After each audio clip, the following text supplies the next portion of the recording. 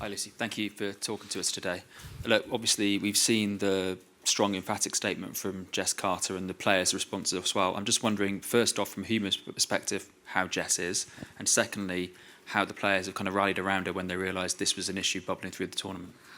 I think, to be honest, I think a lot of players known that this has always been an issue within football. But I think for Jess especially to come out, because we all know Jess as a person, she's so strong, she's so tenacious, she almost doesn't want to like put anything she's going through on somebody else. So to hear Jess yesterday talking about it, I mean, we were all just so disappointed in terms of so-called fans writing out these messages. I mean, Jess herself, I think it's difficult. I think she wouldn't probably not admit it to the wider world, but it's obviously difficult for her to go through. But all the players are here to support her, all the staff are, the FA. Yeah, I mean, we had meetings last night about it. All the players are in full support of Jess and any other player going through racist abuse at this tournament, which we know is not just Jess as well. But it's disappointing that we have to still sit here in this day and age and go through this, and that Jess had to go through that herself as well. What's it say about Jess that in one of the biggest sort of, sporting moments of her life, she's come out and taken a stand, and like you said, probably a really difficult decision to do so? I mean, Jess would take a stand for herself, but for anyone, she's that type of person. She would stand up for the right thing no matter what. But for her to stand up and to speak out herself, it's so empowering to our whole team in general, and especially, for the likes of someone like Michelle, this is her first tournament. To see someone like Jess standing up and speaking out, it gives people like that more power to be brave, to stand up and to speak up, to see that all of the teammates are behind her. I'm sure all of the country are behind her as well, and I think that means a lot in moments like this. Lucy, it was a very moving statement that Jess put out, that the Lionesses as well put out, showing solidarity with her. In that statement, it said that you're going to stop taking the knee before games. Can you just sort of tell us how that discussion came about? Was it driven by Jess? Was it driven by the group? It was driven by the group. Obviously, certain individuals more than others. I think it was just the fact that we feel, as a collective, is the message as strong as it used to be? Is the message really hitting hard? Because to us it feels like it's not, if these things are still happening to our players in the biggest tournaments of their lives. So yeah, it's about putting another statement out there to say, it's something that still is a problem. It's something that still needs to be put right. More needs to be done in football, more needs to be done in society. What that is right now, as an individual, I don't exactly know, but it's something that us collectively as a team and as a federation, we want to work towards. We want to make changes. This is a small step trying to create another change. How confident are you that those involved will be held accountable? From an England perspective, I would like to say I'm very confident in our security team, that they are wholeheartedly putting everything into finding the people who are doing this. We work very tight with the police, with online securities as well. It's something that we actually had to have meetings about before the tournament, not just with racism, but with online abuse in general, because it's such a huge factor, specifically in women's football more now than in men's football. So it's something that we're very aware of, and we have very good security who are also trying to work to find the people, to rectify this, and to hold people accountable, because I think that's one of the ways that we can put a stop to this, is by making sure that people are held accountable for their actions and what they're doing. Thanks. We're going to go to Rob at Sky News, please. Rob Harris. Hi, Lucy. What is your message to the social media firms who aren't fully eradicating this racism, and to those online, often behind anonymity, who are sending, as your team statement said, online poison? Yeah, I mean, I think the social media platforms need to be held accountable more so. We know that millions of people are interacting daily, but there can be more that can be done. People need to be held accountable for their actions, whether it's in person or online. The abuse is not okay, racism is not okay. I think more can be done and more should be done, and especially those individuals as well. They shouldn't be allowed to just sit at home, write whatever they want, and just go on with their lives. They should be held accountable, and I think there's more that we can be done. Thanks, Rob. We'll go to Emma at the BBC, just in front. Thanks. Hi, Lucy. I just wonder whether you feel a little bit helpless as players to be able to sort of make real change, because obviously in the statement when you say about, not taking the knee anymore, it felt like it was a kind of a call to, higher ups and people in organisations to be the one that actually have to, do some real change, something that can make a real difference.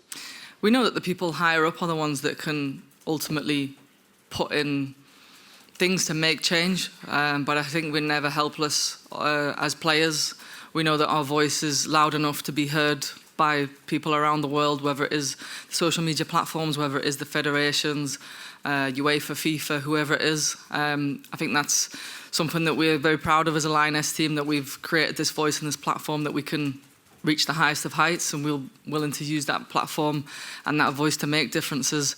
So yeah, I think the sentiment of taking a knee and standing, as small as it might seem to other people, I think the noise will be reached around the world. Thanks, Emma. Kit. Hi, Lucy. We've seen from Mark Bullingham, he said that the FA's in touch with a specific social media platform after what Jess has gone through. What particular social media platform has caused this issue?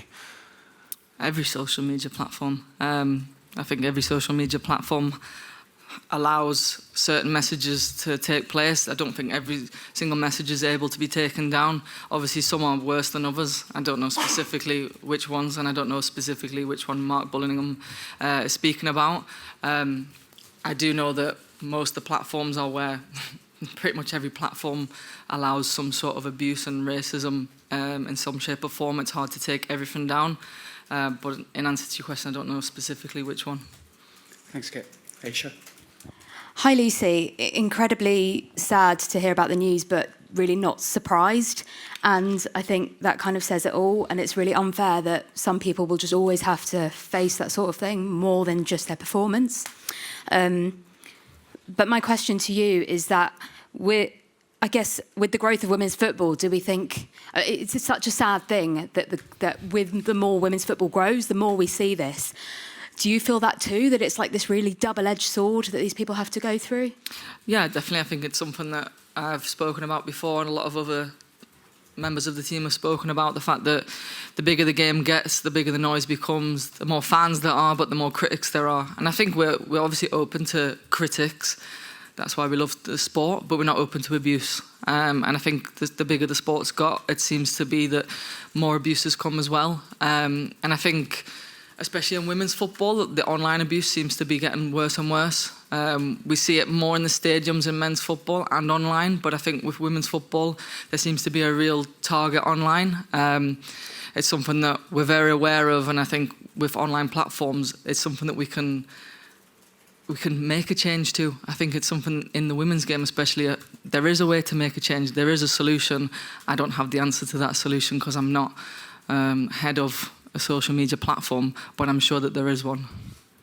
Thank you. Yep, Holly from Daily Mirror. Hiya. I obviously, just off the back of that question, just wondered when you discussed this as a group, if you know how high were emotions? Was anyone moved to tears? Because it is just so disgusting. It's obviously left a lot of people hitting in this room upset, and also, is Jess the only person that has received this abuse in this specific squad? I think we all know that any player of colour that's played for England has probably gone through racist abuse. That's a sad fact in this day and age. And in terms of emotions yesterday, I think there was a lot of anger, to be honest, because we're having to go through this. Because as players, we want to stand up and we want to make a change. It's anger and sadness that our teammates are going through this, and we don't want it to happen. We want to be focused on the football. We want to be making changes. We want Jess and anybody else who puts on an England shirt to be brave, to be happy when they play for England, to have the fans' support through it all.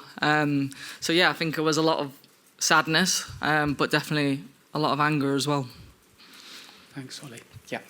Thank you. Hi, Lucy. Nina here from BBC Newsround, the children's news programme. You've spoken before about the pressure on the England team to, build the women's game. So for the young viewers who are watching Newsround, what do you hope your legacy and the Lionesses' legacy will be for the future of the game?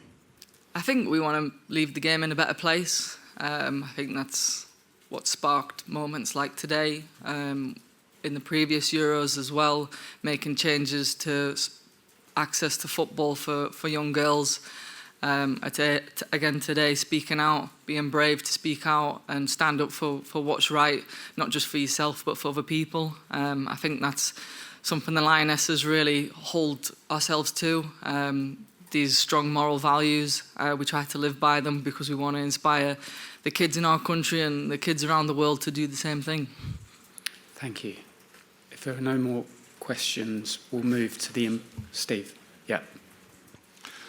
Hi, Lucy. You just sort of touched on it then, but I just wondered how difficult you think it will be for Jess specifically, but also the rest of you, given what's happened, to focus on what's coming in the next 2 days. Yeah, I mean, there's a difficulty in it. And I think, obviously, it's been made public in the media, but it's also, like I said before, it's something that a lot of players go throughout their England career and club career, which is a sad fact. We're all very professional and able to kind of focus on football whilst supporting each other. We all support Jess. Jess supports the team. No matter what we're all going through, we're all able to do that. And I think we've shown that in this tournament and in previous tournaments, in previous meetings, with different players going through different scenarios, whether it's, I don't know, something going on at home, deaths of parents, to racism, to homophobia. There's so many issues that go on. This team stand up and speak out for, and we all support each other through it all. And whilst we're doing that, we're still successful as a football team. And I think that's what's give us this platform to be able to speak out and to push even more. And I think moments like that empower us both on the pitch and off the pitch. So for us, it's about how we're empowered as players to make a change and knowing that driving for success will help to make those changes. And do you see yourself being part of that leadership over the next couple of days? Yeah, I guess. But I think there's many leaders in this team, not just myself, not just Leah. Jess, again, being one of them, who's standing up yesterday and speaking out, and standing up today and speaking out. We have so many leaders who can guide this team through difficult situations, difficult scenarios. I think that's the power that we have in this team, and we've shown that for many years. Thanks, Steve. If we could get the mic across to Adrian at TalkSport, that would be appreciated. Thanks. Hi, Lucy. Thanks for speaking so well on this. It's a difficult subject. You've told us how Jess is. I just wondered how Michelle is, because she's had this incredible tournament, so many highs in the tournament. Everybody loves her. And now this, and I just wondered if she's okay. Yeah, Michelle's doing well. The same as LJ, Kiara, Jess. I mean, it's sad because it's something for, well, obviously those three who I was just speaking about, aside from Jess, are quite young. And it's so sad that they have to go through these moments, but they've got the full support of the team. They always have. And yeah, for Michelle, she knows that she's supported by each and every one of us. She's known that from the minute she's become a Lioness, whether it was in the youth age groups or being a senior player. She knows that we've got her back through everything, thick and thin. So yeah, for her, she's such a focused youngster as well. I think she shows that when she comes on the pitch, 19 years old, and she's kept England in the Euros. It's incredible. So we just, for us as a team, as teammates and as a team, we want to celebrate the success that Michelle brings to this team. She knows her value as a teammate of ours. And I think that's all we can do in these moments is support each other, and obviously the younger players especially.